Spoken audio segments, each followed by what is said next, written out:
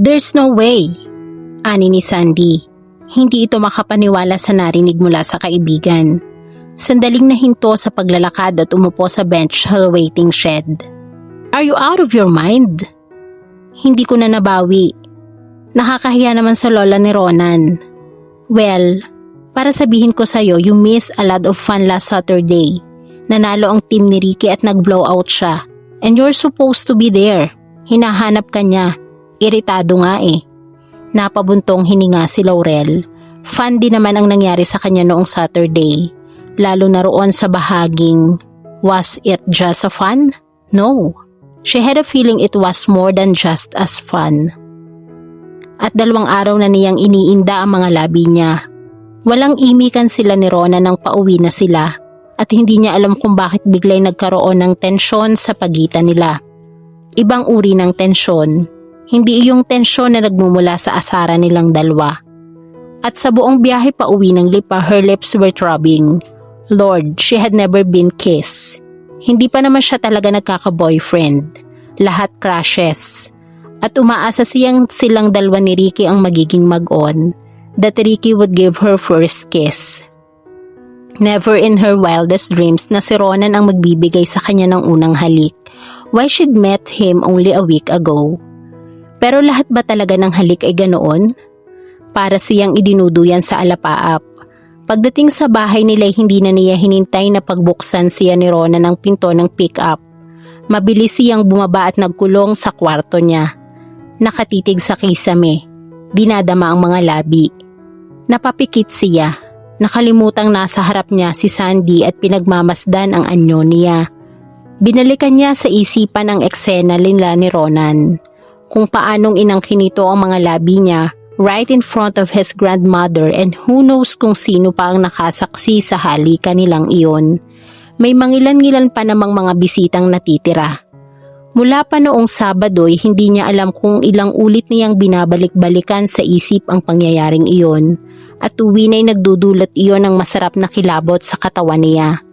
At kung nasa videotape lang ang lahat, malamang na nasira na iyon kare-rewind and play niya.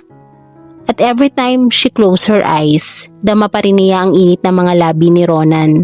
That every time she looked at herself in the mirror ay naroon ang tatak ni Ronan sa mga labi niya. Nahuhulog na ba talaga ang loob niya kay Ronan? Ganon din kaya ang nararamdaman nito?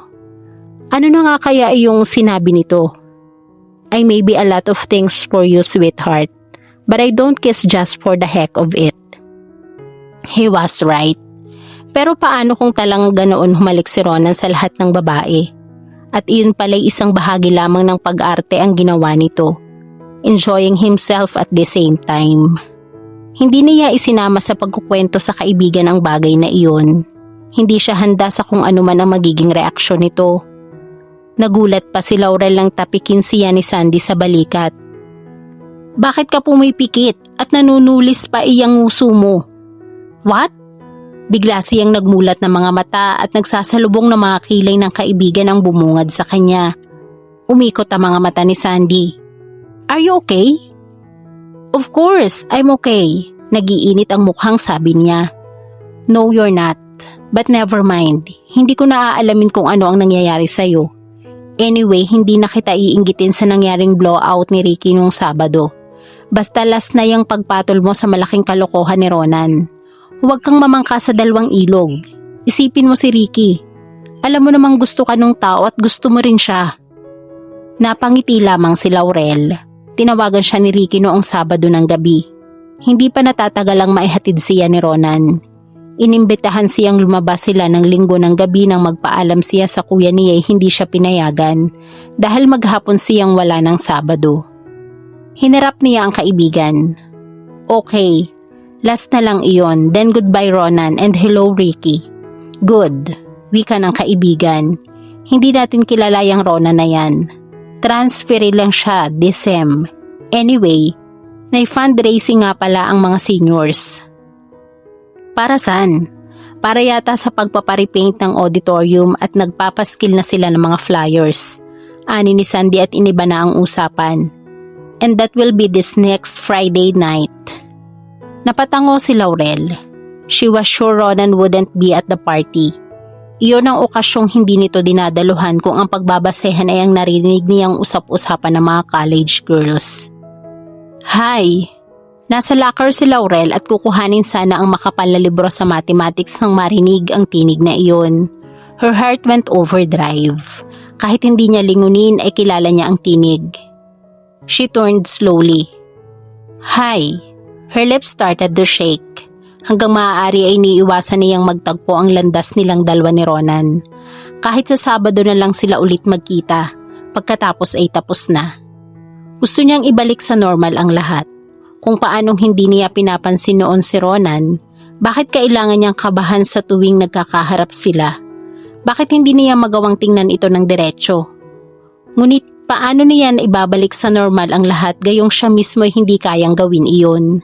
Sa tuwing natatanaw niya si Ronan sa building ng engineering department ay naroroon ang pagnanais niyang lapitan siya nito at kausapin. At isiping wala namang ipinagbago si Ronan. Suot pa rin nito ang purple Reebok sneakers. The collar-length hair ay nakatali na uli at kung minsan ay may grasa pa sa likod ng braso. And tight jeans ang suot nito ay namumuti na at halos natatastas na ang mga sinulid. Hindi nga marumi at mabaho, hindi rin naman neat tulad ni Ricky. But she couldn't take it against Ronan. He was a working student. Hindi katulad ni Ricky na full-time sa pag-aaral at sa paglalaro sa basketball team. And yet she wondered why he attracted so much attention from the girls. At alam niyang karamihan sa mga ito'y umaasang pansinin sila ni Ronan. Maliit lang naman ang kolehiyong pinapasukan nila. Sama-sama rin halos ang high school at college sa campus ground. Katunayan ay iisang koridor ang dinadaanan nila patungo sa kanya-kanyang building. At para sa mga ito ay misteryoso si Ronan. Mahirap abutin dahil hindi sociable.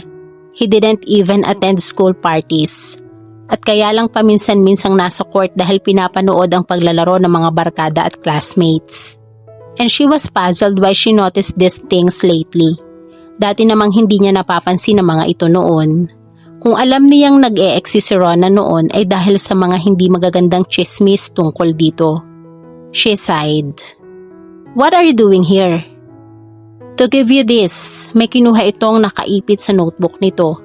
Napadevelop na, ibinigay nito sa kanya ang mga picture. Pahablot na inabot ni Laurel ang mga iyon at inipit sa makapal na librong hawak. Hindi niya gustong tingnan ang mga litrato sa harap nito. Hindi niya alam kung anong magiging reaksyon niya kapag bumungad sa kanya kung ano ang nasa larawan. Ipinakita mo ba ito sa iba? Did you make fun of it? Gumagaralgal ang tinig niya. Gusto niyang maiyak kasabay ng pag-ahon ng kaba. Nalimutan niya ang magiging circumstansya sa sandaling kumalat ang larawang iyon sa buong kolehiyo. Hindi agad nakasagot si Ronan. Tinitigan siya ng matagal. Nakita nito ang pagkislap ng mga mata niya. At natitiyak nitong iiyak anumang oras si Laurel. So his princess wasn't really that high and mighty. His princess? Bahagya pang namangha si Ronan sa ginamit nitong pag-aangkin. Ano ba talaga ang tingin mo sa akin? Wika nito. You've met my parents, my family. They're decent people. Bakit ko gagawin ang iniisip mo? She swallowed. I don't know. It's just that I haven't been umiiling si Laurel. Naguguluhan siya. Hindi niya alam kung ano ang sasabihin. She helplessly shook her head at kapag huway niyakap ang libro sa dibdib na tila ba iyon ang lifeline niya sa sandaling iyon. Kissed? Dugtong ni Ronan. Tenderness in his eyes. Inilagay nito ang kamay sa baba ni Laurel at itinaas iyon. You've been kissed, sweetheart, by me last Saturday. You broke all the rules at hindi kailangang ipaalala mo sa akin yon. She said in a small voice. Iniwas ang mukha. Ngayong nakita niya si Ronan at nakausap ay parang gusto na talaga niyang umiyak dito. Iyon marahil ang aftermath ng ginawa nilang dalawa. But that would be foolish. We both broke our rules. Pagtutuwid nito sa banayad na tono. Then he smiled at her. And to tell you frankly, I haven't forgotten it, Laurel. Then forget it, she snapped. Nahihimigan niya ang panunukso sa tinig nito at muling bumalik ang inis niya. At sana ibigay mo sa aking lahat ng negatives. Na kay Lola, actually hindi ko nga gustong ibigay sa iyo yan. Pero nagpilit si Lola. Sabi niya baka gusto mong makita ang dalawa sa larawan. Dalawa sa mga larawan? She knew it. Alam niyang hindi lang iisang shot ang kinunan sa kanila ng lola ni Ronan. Perhaps I could ask the negatives from her. Thanks anyway.